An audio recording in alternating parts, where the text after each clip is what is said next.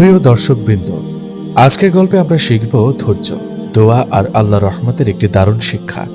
এটি একটি কাল্পনিক গল্প, তবে এর শিক্ষা বাস্তব জীবনের জন্য খুবই গুরুত্বপূর্ণ। গল্পের নাম এক ফোঁটা পানি। একটি ছোট্ট গ্রাম, যেখানে মানুষজন সাধারণ ও পরিশ্রমী। সেই গ্রামে বাস করত ইয়াহিয়া নামের এক দরিদ্র কিশোর। ইয়াহিয়ার বাবা মারা গেছেন অনেক আগেই। মাই ছিল তার সবকিছু, কিন্তু দুর্ভাগ্যবশত তার মা গুরুতর অসুস্থ হয়ে পড়লেন। ঔষধ কেনার মতো টাকাও নেই তাদের ঘরে।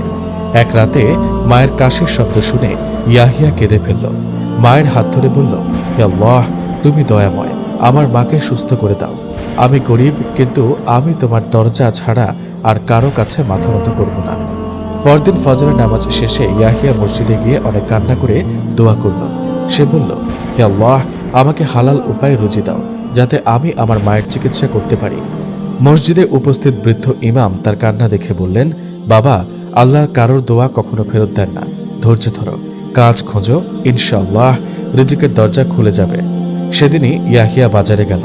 সেখানে এক ধনী ব্যবসায়ী তাকে দেখে বলল, এই ছেলে, তুমি কি কাজ করবে? আমার দোকানের জন্য সারাদিন পানি আনতে হবে।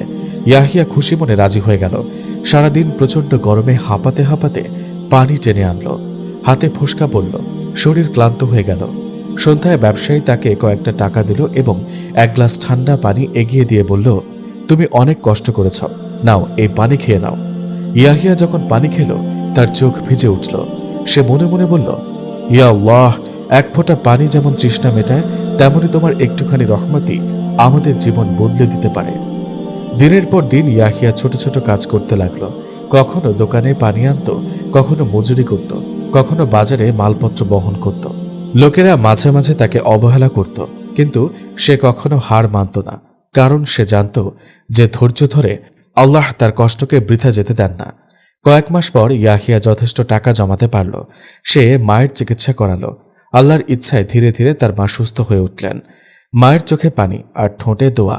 মা আল্লাহর কাছে দোয়া পড়তে লাগলো, আলহামদুলিল্লাহ, হে আল্লাহ, তুমি আমাকে এমন একটি সন্তান দিয়েছ যে শুধু আমার জন্য নয়, তোমার ওপরও দৃঢ় বিশ্বাস রাখে। গ্রামের মানুষজন ইয়াহিয়ার অবস্থা দেখে অবাক হলো।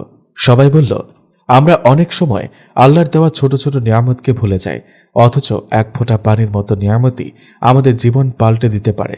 ইয়াহিয়ার ধৈর্য আর বিশ্বাস আমাদের সবার জন্য শিক্ষা। প্রিয় দর্শক, এই গল্প থেকে আমরা কি শিখলাম? আল্লাহর রহমত কখনো ছোট নয়। ধৈর্য, দোয়া আর পরিশ্রম মানুষের জীবন পরিবর্তন করতে পারে। আর আল্লাহর দেওয়া ছোট ছোট নিয়ামতের কদর করতে হবে। তাই আসুন আমরা সবাই ধৈর্যশীল হই, আল্লাহর রহমতের প্রতি কৃতজ্ঞ হই এবং তার উপর ভরসা রাখি।